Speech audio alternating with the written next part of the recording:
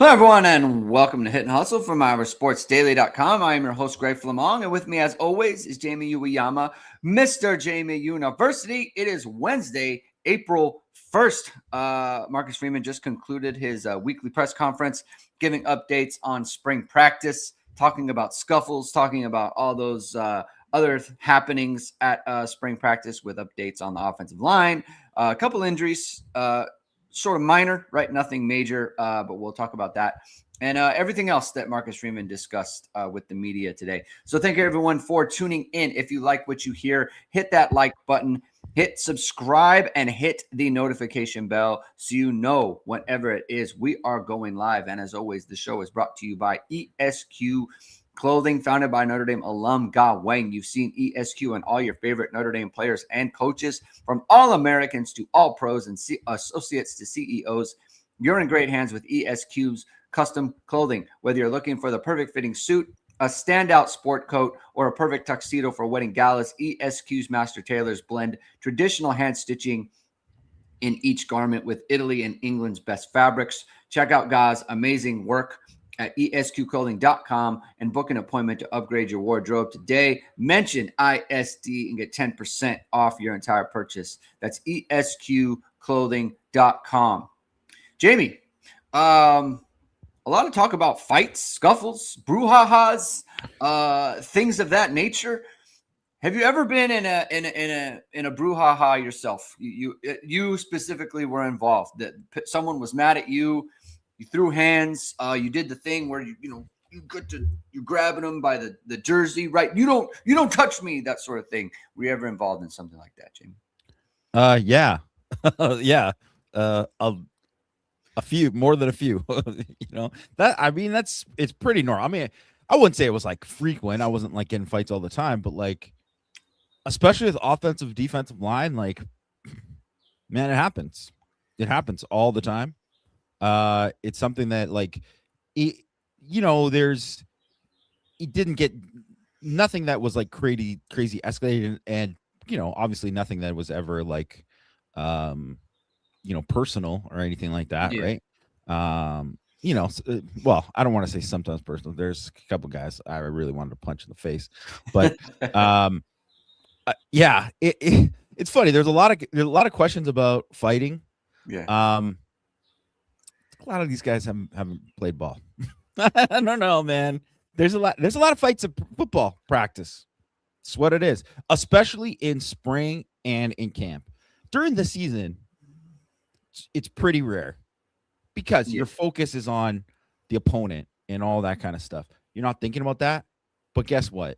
You're like dying to hit somebody else other than your teammates. You're going against the same guys every day, and stuff happens, man. It's just like it's competitive, and I loved Marcus Freeman's approach about it. Loved everything he said about it. Yeah, we can talk about that in a second because I thought it was actually really good as well. I was involved in one in my entire life where I was one of the principal parties. This is when I was in junior college. We were playing. We were having 7-on-7, and our defense was getting lit up, and our coach. The secondary coach was the defensive coordinator. He was getting pissed off. Like, he was mad. He was yelling at us like he was riding us like they're killing us. Like, have some pride, have this, that, and the other thing. And we started to get like, okay, like we got to start to bring it a little bit. We're in a cover 2, and they ran a seam. And it's 7-on-7, but we didn't have – it was like shoulder pads and shorts. Right. Yeah. So it wasn't one of those practices. And in 7-on-7, like, that's usually not a physical. Yeah. Like, you can have a collision at the ball, but like after the ball is caught, there's nothing going on. Well, we were in that mood. And so they ran like a seam, and I broke on it, and the kid caught it, and I just lit him up, and and so he was pissed off. And so then everyone came running in, and he's, grabbing my face mask, and I'm grabbing his face mask. And our coach was like, yes, like, that's what I want. Like, our coach was yelling at because the receiver coach was yelling at me.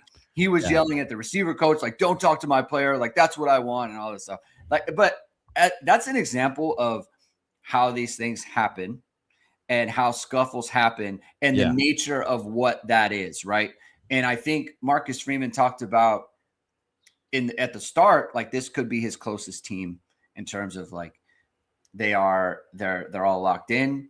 The starters are rooting on the third teamers, while they're out there.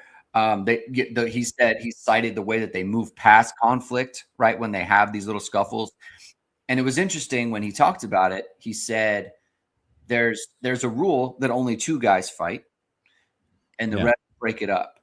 Yeah. I thought that was interesting. Because our rule, we never had like a set, rule or anything like that. It was just like, hey, the two principals are in it, and we're not going to have like a full team melee. We're not doing that.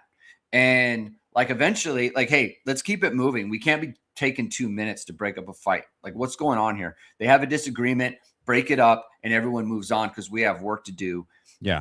So I thought the fact that he even had a plan and like an action plan for what these things are supposed to look like was, I thought, pretty enlightening in terms of the way that he runs a practice and the way that he expects things to go.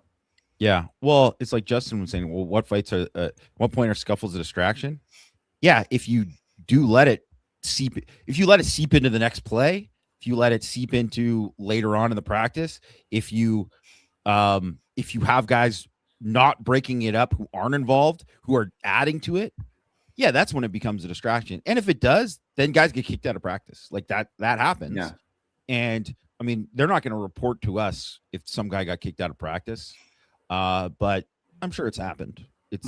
I've played on teams, a bunch of guys get kicked out of practice. It's happened there. I mean, one guy that I played with, but against really, because on offensive line, I mean, it seemed like he got kicked out of like practice a week. Like he was just getting kicked out all the time. That's just how he played. And then and they loved how he played, but he always was like, he was a habitual line stepper, as Dave Chappelle said. He's a habitual line stepper. And the thing is too, is right, there's a line and you can't cross it. And and you can't let it be something that becomes more than it is. And I think everything from what Marcus Freeman was saying at the beginning about how close the group is and how people can kind of look past it. Like, first of all, I don't know if everyone kind of understands it, but like, when you get into a college football program, yes, like, yeah, you're a team and all that, but it's very much like your position group and your side of the ball, your unit. Yeah. Your unit is like, those are your guys. You're never with the offense. If you're a defensive player, you're never with the offense unless it's team. Yeah. And it's not like you don't celebrate those guys or anything like that. And it's not like maybe some of these guys, there might be a guy who's like a DB whose best friend's a receiver or whatever like that. It's not like that doesn't exist. But in terms of like on the field, in the locker room, and how it is in general, it's like those guys, it's like it is separated because they want that competition. And you get that competition from guys like competing with each other, but also competing against the offense and defense. And that's like, it's a very real thing. And I think that's something too, that like Marcus Freeman, I mean, certainly I haven't seen a lot of fights at the practices I've been to. We also haven't got as many practices. Right. We hear a lot about there's some, they had a lot of fights in this thing. It's usually early on in spring, August, whatever. That's usually when it happens, and it dies down because when it starts getting to business time, it's like people don't even have time for that anymore. It's like, no, you got to move on. We got to do work. Yeah, and it's also like a product of something else Marcus Freeman talked about. A couple dynamics with this team specifically. One being because of they've had so much more work, they're doing a lot more team stuff. Yes. So like if you're doing indie, then you're not fighting doing DB drills. No one's doing that, right? So, but if you're going in team, and then it's like, okay, that during this period, the offense, if you're a defensive player, the offense is your opponent all the time, and you're competing with them all the time.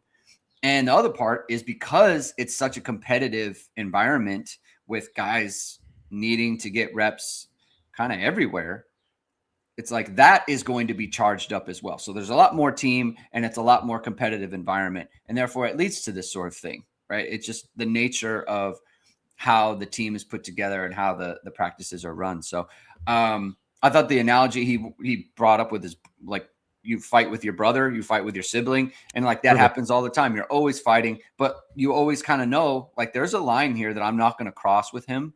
Yeah. And that's how it is with the football team. So, while I think, practice scuffles are always kind of a topic, and is this good or is this bad? I thought that the context that he gave to it was really, really good. And it added just kind of, the way that things work at Notre Dame. Yeah. I just want to push back against what Brandon Renshaw's saying about how first time since Holtz years. Hey, a lot of those BK years, and I mean, we can rip on BK for a lot of things. There's a lot of super competitive guys in all this. They won a lot of football games for a reason. I think there were definitely shortcomings on the rosters in certain areas and whatever, and things that you could say like, hey, maybe the staffs, you should have been better at this position or whatever. There's a lot of things you can pick apart from it. I would not pick apart anything about their competitiveness or anything like that. Like, there's a lot of guys. There was a lot of fights then too. There's a lot of stuff and a lot of competition. There's a lot of dudes like, tell me Kyron Williams isn't as competitive as anybody who, he never played when Marcus Freeman was head coach. Like, he just missed, obviously, when Freeman was DC. Like, Heinisch played for Freeman, but also didn't, and was like, there's a whole bunch of guys like that were just as competitive, like, as anybody, and they brought it like every day. So, I mean, Robert Blanton was just like an absolute guy who's just like, he's a pot stirrer, like, he's a guy. That's what it is. And frankly, it's when he was talking a little bit later about like edge, you need edge about like, that is a thing in football. You need it. You do need it to succeed. It happens everywhere. How it's handled is different, and that can be affecting. And also, like, it helps when the people fighting are good football players. That's the important part. Yeah, the guys fighting now are better football players than the guys fighting previously. More of them anyway. Yes. So that's kind of the overarching piece of that. All right. Just taking it from the top, a couple injury updates. Jason Onye has a fracture in his hand. They put a pin in. Marcus Freeman was unclear about, he assumed he would miss the spring or whatever, the rest of spring. He wasn't concerned about it long term. It's just one of those things that happened. Jason Onye is an experienced player. So, and as it happens, Notre Dame is a lot deeper on the interior this year, so they can still get good work in the defensive line. So that's something that happened. Freshman Nick Reddish has a torn labrum. So he had surgery on that. So he is going to miss the rest of the spring just because that torn labrum recovery usually takes a few weeks at least. So that's the thing there. It's good to not have any sort of bigger updates on that injury wise, because they are being a lot more physical. He talked about sorry, just one thing about the Onye thing, because it made me think back to the final year, which was obviously 2024 for Riley Mills and Howard Cross, and those guys basically like didn't participate really in spring, like barely. A lot of it was because of like school commitments that were doing it in terms of like finishing like master's degrees and stuff like that. But those guys not doing it probably saved their season because of how injured they were inside and how those guys got those extra reps. And obviously I don't think it's the same situation now, but it is a perfect example of how somebody is going to get more reps because of this and benefit from it. And it could end up being a bigger deal down the line. Yeah. He had a couple complimentary comments for Aeneas Williams and Nolan James, just in terms of their, competitiveness and their, he called Nolan James like a jitterbug. He mentioned that they saw things from him last year that had them very excited. Obviously, he cited Aeneas Williams' ability in the pass game. So he talked about those guys. He was asked a question about Micah Gilbert and Cam Williams specifically. So they were mentioned specifically by the I can't remember who it was. I apologize for who it was asked this question. And he used the opportunity basically to talk about all the wide receivers and how he. So I thought that was interesting in terms of like, I'm not trying to. He wasn't singling out any one player, and so I thought that was meaningful. And he credited receiver coach Mike Brown for kind of the development of the room that he's seen so far, and you know, the type of room that it is, the quality of player. Just anything up from that on you. He also talked about Jaden Greathouse showing what, you know, he's been showing why he's an important player. They want to be careful with him because of his hamstrings, but they're excited about him. Like, he's kind of reminding people why he's, you know, was so highly thought of coming out of the playoff run. Yeah, I mean, in particular, I thought that, you know, the stuff about Greathouse, because that was the one kind of where he got to go a little bit more specific with anyone there. And that was a choice by him, by the way. That was definitely a choice. Yeah. And I thought that was good to hear. And also, too, I think one thing it reminds me of how Marcus Freeman is just like next level chess with a lot of this kind of stuff in terms of like, he knows like probably that Greathouse, and I don't know about like what's in Greathouse's head, but after he just had a really hard year where it's just basically like and if you read you know, in Irish Sports Daily, like you know, Matt wrote up a piece on after he spoke to the media and stuff on him, like last year was really hard for him, right? Because it's like he basically had the whole season taken away from him and never felt healthy and you know, wasn't able to do much, and then they didn't, and you know, it's like, oh well, now I'm finally gonna get to the playoff, and then that's taken away, and that's really hard on him mentally. So I think, I'm not saying that everything Marcus Freeman's saying is probably true about Jaden Greathouse, but also that's probably exactly what he needs to hear.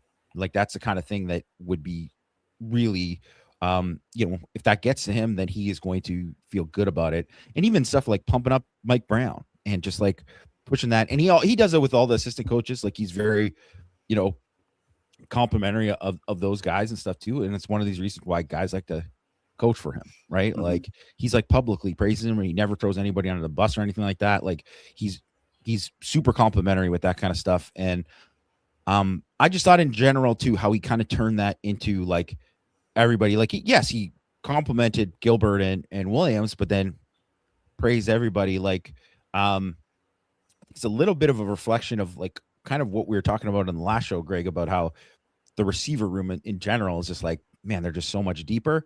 But also too, it's like, man, there's a lot of competition there, and you don't want to, like, even though someone's asking about this, you don't want to overpraise somebody when it's like, man, these other guys are competing there too, you know, right? So, and I think there is, not to say that everything he's saying is probably true, but it's also like he's being smart about it because, man, there's guys right behind those guys pushing them too. He seems to understand the room. Yes. In terms of that position. And receiver is definitely a position too, where it's like, that is where, I mean, I think a lot of the O-linemen, I don't think the O-lineman parents, maybe I'm wrong, I don't think the O-lineman parents are reading the Marcus Freeman press conference transcripts. I think some of the receiver parents are. Just saying. Well, it's interesting because my experience. It's different personalities, right? Yes. And I think that Marcus, he was asked the question about something that was going on in social media with the national championship trophy going around Indiana or whatever. And he was like, I'm very intentional about not being on social media, but I do think he's aware of what the chatter is. Maybe not on social media, but just general chatter.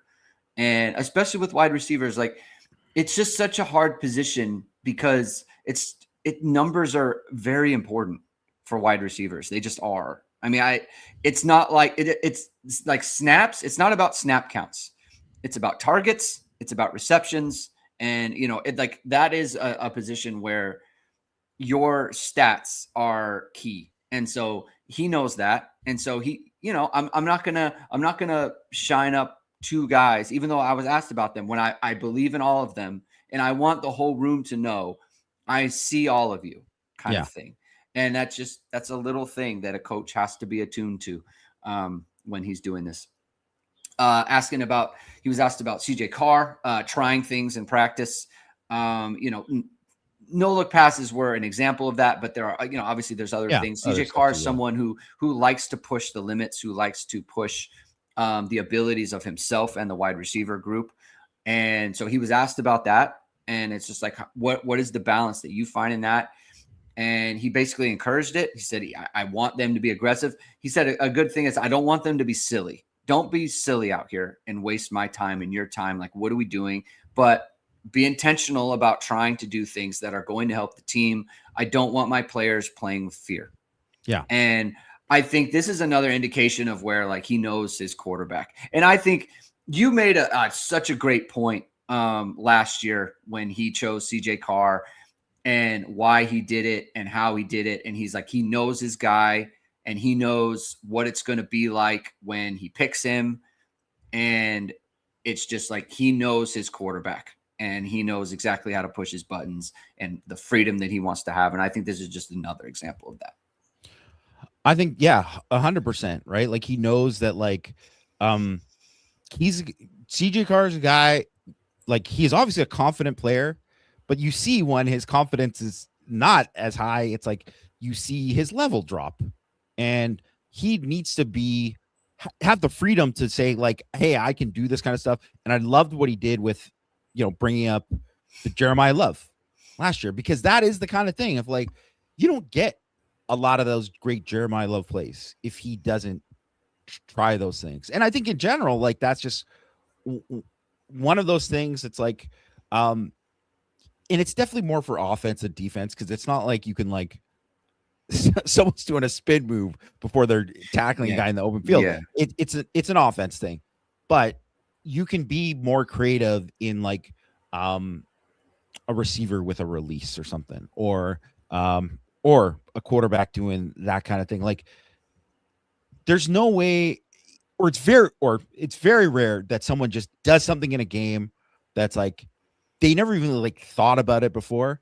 Maybe the Saquon Barkley jumping backwards thing or whatever, that's just like, it happened just naturally. But guess what? He had already leaped over guys before and done that kind of thing. So you have to have that, like, confidence to do that. It's not like it's just not going to happen. So and those are the kind of things too, which, and it kind of fits exactly. I was talking to Tyler Wojak on Locked On Irish when he was asking about, like, what I think that, like, CJ Carr could do this year, where he's going to grow. And we've talked about how, like, mentally he was already really good, but I think a lot of the stuff for him is going to be, like, the freedom post snap, where pre-snap he made, like, a lot of good decisions, but also post snap where he's going to be like, hey, that's not there, I'm not going to do this, or that's not there, so I have to try something else to do something. But you have to have, like, you have to know that you could do it. You can't just go and freestyle it, right? And I think we're going to see a lot more stuff from CJ Carr this year, where he was so good in the pocket and so good at, like, winning pre-snap and all that. And I think you're going to see that still. Like, obviously that still matters. It's still extremely important. It is actually the most important thing. But you also saw in the very first game against Miami, where he made the great play where he escaped and then he made the play and scored the touchdown, which is something you saw more of from him in high school. And I think because he had the confidence to do some of that and try some of that more.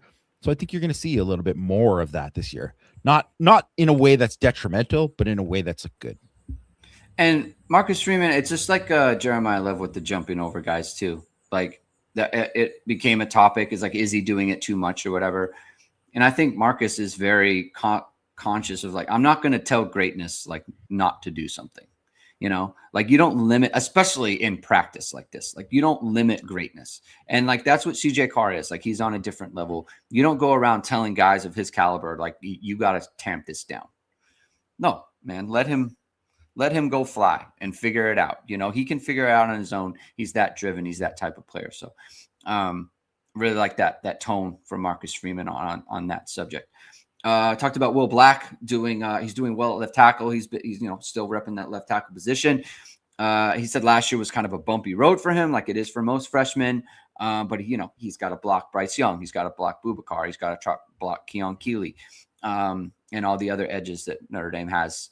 And so he kind of mentioned that on the offensive line, they've been consistent with the ones and twos on the offensive line, who the ones and twos are, right? So we'll talk about the second team in a second, but it's consistently been Will Black, left tackle, Anthony Natt, left guard, Joe Otting, center, Sullivan Absher, right guard, Gerby Lambert, right tackle. He did say Matty Augustine has been working both guard and tackle with the twos. And he said, because if we need him at some point, he can play both positions. I thought that was a bit of a tell in terms of like, who's your sixth right now? Yeah. Sounds I would like say that Matty is Augustine. 100%. Yeah. Yeah. So just your comments on that sort of thing. Yeah. I mean, I think, completely agree with that part about Matty Augustine, which kind of fits with exactly why I thought he was repping at guard in the first place. It's like they know that who the next best guy is, and right now that's him. So that would be the case, and that's who they kind of see it. So, and I think that's a good thing. That's something that's that player in particular, the sixth guy, is an extremely important player and has been for Notre Dame and for every college football team in many years, right? That guy who's the next guy in, I think, is really, really important. So that was, good to hear him be specific about that. I think it's nothing but good when you hear that they've stuck with that group. The first, it's 6 practices. It means nothing in the long run. If people might recall that Tosh Baker was the starting right tackle for all of the spring of 2024. And then Emil Wagner over the summer became the starting right tackle and then never lost it. So it's stuff can change, things can flip, and we know all of that. But I think it's nothing but a good thing because it means like they're intentional about like they like what they see from those guys, and also we want to give Black and Lambert at right tackle, Black at left tackle, Knapp at guard specifically. Like we want to give those guys every chance to show us like this is going to be our best group. Yeah. It also kind of indicates to me, obviously, Charles Jagusa, there's a lot of, there's a long way to go for him to even get on the field again. If he is to come back for whatever reason, if the bone heals up and he gets ready to go and he starts to ramp up, I think it will be at guard. I don't think they're going to mess with Black and Lambert at this point, especially if they've been repping tackle this entire time. The whole time. Yeah. Yeah. So if he does come back, it'll be at guard and probably in that Absher spot. Should he get to that point? Talked about the tight ends a little bit, whether they're working towards a true tight end one. Obviously, they don't have it yet, but he talked a lot about Cooper Flanagan and just kind of like they missed him and they really like miss what the intensity he brings. Yeah, that stood out to me as well. Just kind of your comments, your thoughts on that. Yeah, I thought just, everything where he basically said, hey, I'm not going to single anyone out, but he really wanted to single out. And I think, too, this is another thing where like, man, the guy, and if you look at it, too, Cooper Flanagan just had like the hardest time of his season. He had never gone through a thing where he's like, man, he could barely do anything for the longest time because you tear your Achilles. It's a long, long road back. And then even him, like, he played like 4 plays against USC or whatever he played, but he didn't play last year, and he never really got back to anything. And now it's like, well, he's back to that same guy. And I think too, him specifically talking about how they miss his toughness and the tenacity he brings to practice. Man, that is exactly what you want to hear, because that's a reason why he played as a true freshman. Yeah, was because he had that. And go back to like Texas A&M when they played at Texas A&M in 2024. He was a really important part of that game. He's an important part of a lot of games where they were going 12 personnel, and he's a really, really good inline blocker and is going to be a huge, huge part of, which is why I don't see any scenario where at bare minimum he's not tight end too. Like he could be tight end 1, but bare minimum he has tight end 2 because he has a different level. And maybe James Flanagan has that same level. I don't know, because you hear a lot of the same kind of stuff about him. It's just younger version, basically. But he has that level of like, I was gonna say inappropriate words. He's got that stuff to him. He's got that stuff. He's got that dog. Yeah. He's got that dog in him. There you go. It makes me wonder if he's one of these guys in these tussles. If he's I have a feeling he's been involved in at least one. Yeah. Marcus was asked a question about the defensive ends and their pass rush, and he used it again to talk about everyone, especially the interior. He said they're working on understanding rush lanes, and at times they were hurt last year when they kind of lost rush lane integrity a little bit. As a D-line guy, I was wondering how you took those comments, and then he was obviously complimentary of Charlie Partridge, and he was very happy with the work they've done so far. Yeah, I think that is like the story of so many defensive linemen, and I think one of the things too that, like I'm not going to mention a name, but there was somebody who played for Notre Dame that just, a few years back, that they got a lot of pressures, but man, did they ever just like give up their rush lane and expose the rest of the defense because of how, they, in their effort to try to win and whatever. And it's like you're taught to, if you're an edge, it's like, well, you could do an inside move here, but if you do the inside move, you better finish. Because if you don't and you lose contain, like we might be giving up a touchdown here. Yeah. Like that's the kind of thing that could do it, especially given on if it's a specific quarterback, you could be in real trouble. Right. And that's something that I think used to happen. I mean, it happened a lot under Mike Elston. I'm just going to say it. It happened like over the whole course of the time. I'm like, man, do these guys ever work on this? Because it happened all the time. And it was a real problem. Not just individuals, like everybody. And I thought it was way better under Al Washington than what it was. And I didn't think it was a huge problem last year that it really cost them. Maybe in some instances, yeah, it happens. But I do think that, because I think that was one of the things that was the best thing under like Al Golden / Al Washington, and then obviously with Ash too, is just that their rush lane integrity was so much better than it was before, and it helped a lot. And sometimes it's you to the detriment of you saying, man, you're not going to get credit with the pressure here, but you are doing your job and helping the rest of the defense do their job better. Yeah.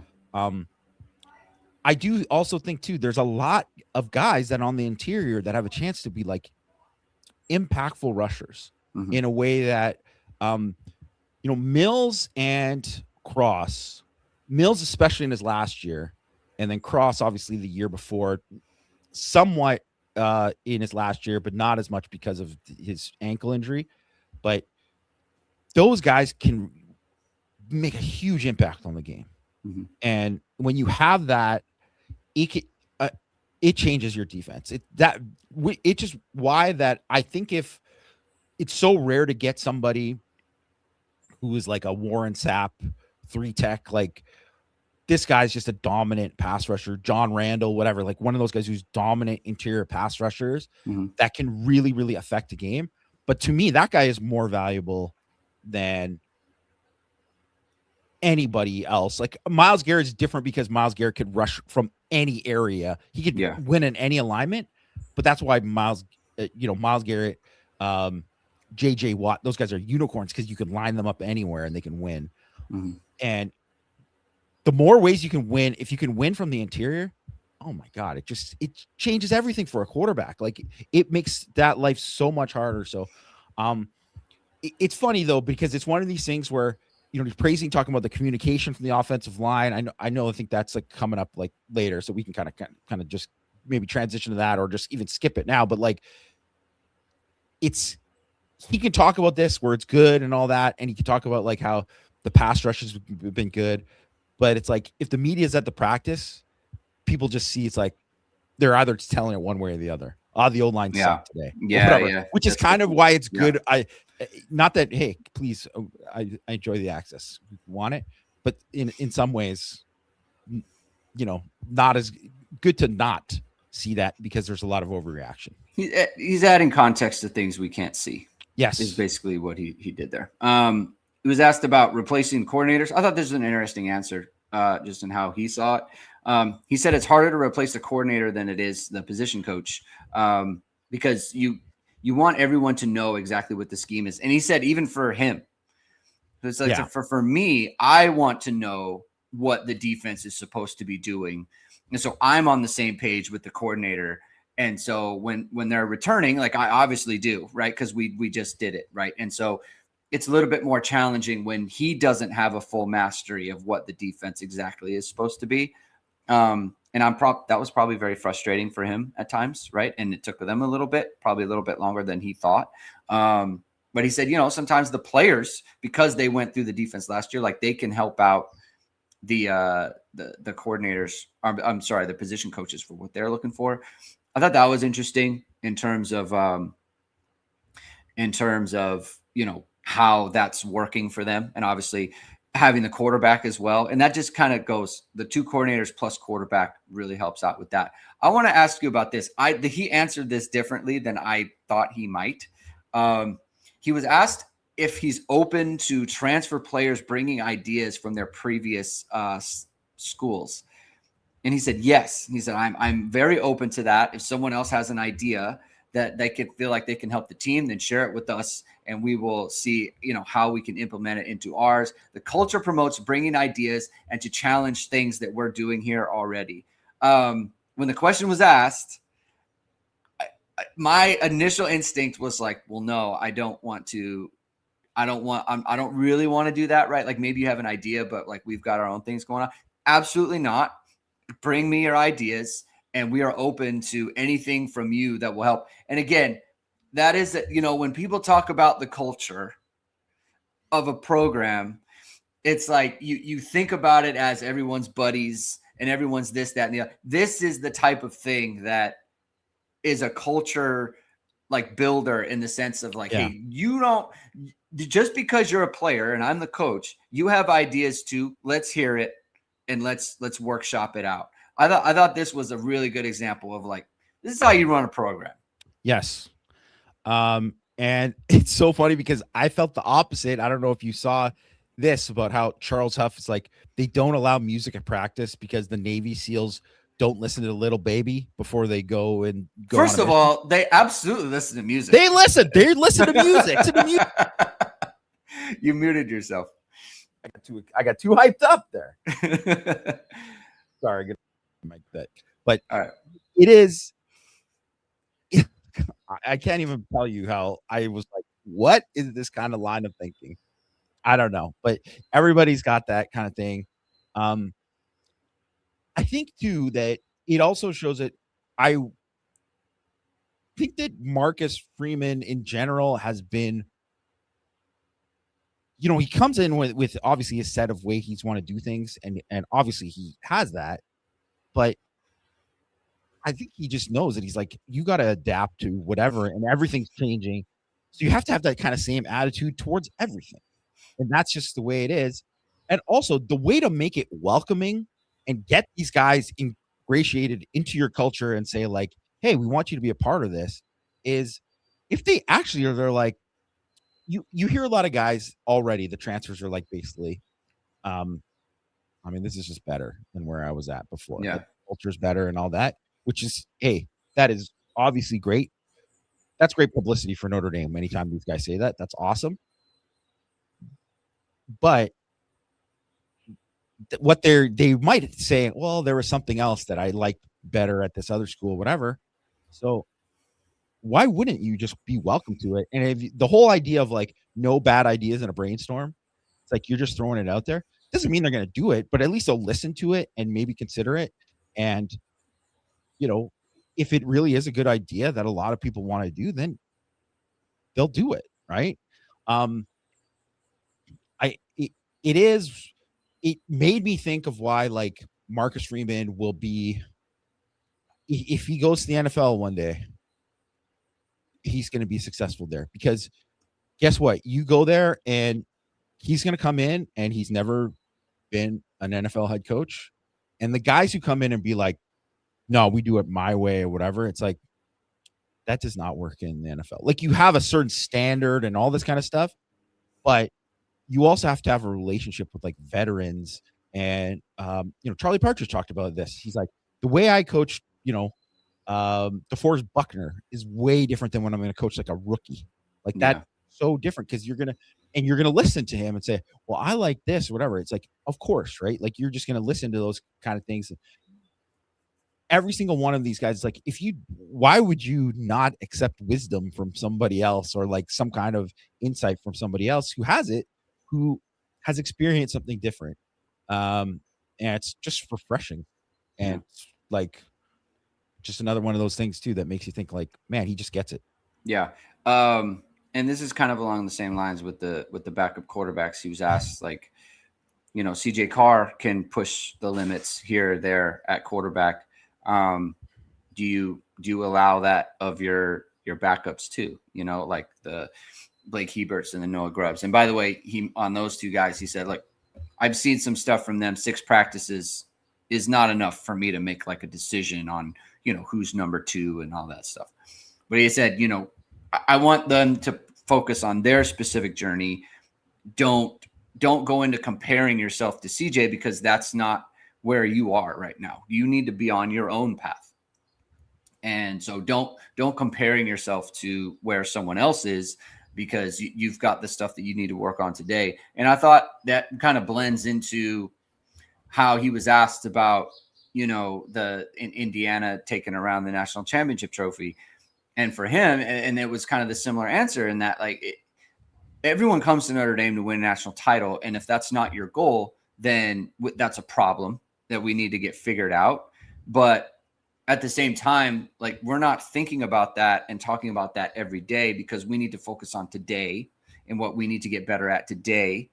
And that's where our focus is. And I think that for him, it's like that he always has the team's mindset, I think, in the right place at all times. And I think that's important. And I think it's important from a growth standpoint for the individual players, individual units, individual position groups, and that sort of thing, because you always want to have that focus. And the thing that, people always use the word, like, what is my why, right? Like, he always has them, what are we working on now? And what are we working on today in order to get better? He knows the goal is a national title, but on a day-to-day basis, it has to be about something else. And I think that's kind of what that message is. Yes. And it also made me think too, when it just of the idea of like challenge everything and all that too. It's not like everybody's in the meetings and being like, well, no, it's not that. We got to do this instead. That's not the whole idea, but it's like, because that's not obviously what is, but it's really what it is developing like a trust that, hey, these guys are going to listen to me, but I should listen to them too. And it's just like, it's like a back and forth, really. Like, there's like a certain level of respect there. And I don't know, like, I do think sometimes, like, when every coach talks about culture and what it matters to winning and all that kind of stuff. And in some ways, yes, it can be overrated in terms of how often it's used as like a, hey, we're going to bring our culture here and we're going to do that. And it's like, well, a lot of guys talk about that and they don't win. So it's like, it only means something, but I think it actually does mean something for Notre Dame. It does. I think a good kind of example of that is Al Golden and Chris Ash, because when Al Golden came, he didn't love the college. His first year, he didn't love the college experience. It's just, there's things about it that people don't like, and it's talked about all the time, the portal and recruiting and all that stuff, right? Like the outskirts. And I think that for him, he stayed probably 2 years longer than people thought, because he grew to like it so much. And not just that, I think he grew to like Notre Dame so much. And I think Chris Ash is kind of on that same path, right? These are two NFL guys. Al Golin's going to be an NFL guy. He was with the Bengals, right? Came back to college, and he stayed for a couple years longer than he thought. Chris Ash was in the NFL, came back to college. People thought, and then this could be a one and done. He stuck around again because it's like he likes it at Notre Dame. Like, that is an example when you're getting grown adults in the profession to hang around your program. A guy like Charlie Partridge can go anywhere and went to Notre Dame. And I think that's a good example of kind of the culture that Notre Dame has, and why they're able to attract so many players in a situation where, Notre Dame's had trouble attracting top end talent. And that's how it's been. And that's, it's hard to build that, and it's hard to replicate it. So that's kind of where things are. You talked a second ago about, I think it was offensive line. You said you wanted to get to it. Let's get to that, and then we can wrap it up. Oh yeah. Well, he was just talking about, just how like the communication, has been good between, the groups and whatever. And that's like, part of that is just like, I think too, that's why there's like, it's good to get, if you do think that like there is intention to be like, these guys are the guys that you want to like play big roles, it's like, get used to playing with this group, get used to these guys, like Knapp, get used to being like you and Black paired together. Like, that is something. And I think there is something to that, I mean, you want to get the best five, and obviously, like we've mentioned, like Juggersaw could come back, he could throw into the mix, and if he is the same player that he was or better or whatever, then yes, you throw that into a blender and you can change things up. But there's no doubt that if you think about Martin and Watt playing together on that same side for so long, and for Nelson and McGlinchey, and then you had Banks and Eichenberg were there together at the same time, and like all of that, like, man, it can make a huge difference. It really, really can. And there's been such like a grab bag, especially there, and guys have still played well despite it. Like, hasn't played like elite, but they've played well. But it's hard to kind of replicate that if you don't have a consistency there. To just throw somebody in, or if it's one person in, it can be okay. But it's like, if you have it consistent across the board, like those twos are going to be so much better for just being the same twos for most of the time. And it's not to say that, a three can't jump in and whatever. If someone's better, they're better, right? But like, I think it does help a lot. And I think it'll help especially too with those guys, even if they get thrown into the first team, because they understand it more, because that's such a huge part of offensive line, is like the communication, the actually, like, there's so many combo blocks that happen, or, hey, there's a check. Well, now I'm here. It's like, we're pointing to like, this is where this pressure's come from. It is so important. It is so critically important to play in the position. It's why, like, next to quarterback, it's the hardest position to play in, I would say, on the entire team, right? Just because the physicality plus the mental side of it. It's why so few freshmen play, because you're swimming in your head of like how much you can do it. You have to be truly like exceptional to get past that. And it's just kind of one of these things too. Also random. This wasn't, this was just from the last week that I just thought of, but like, awesome that Quentin Nelson, Alex Barr's out there helping with the offensive line. I always love to see that when guys don't just show up to practice, but they're like, hey, I'm going to come here and I'm just going to like work with those guys. Man, that is the kind of thing. It's just so valuable. I can't even tell you. Like, it's just, it it's not even just the thing of like this guy's in the NFL or whatever. It's like, no, these guys just one little thing of him talking to someone after a drill could change an entire way of doing something. It could absolutely do that. Yeah. It's super, super important. And obviously you love to see it too, because he's still balling in the NFL, might be on his way to the Hall of Fame, and just awesome to see.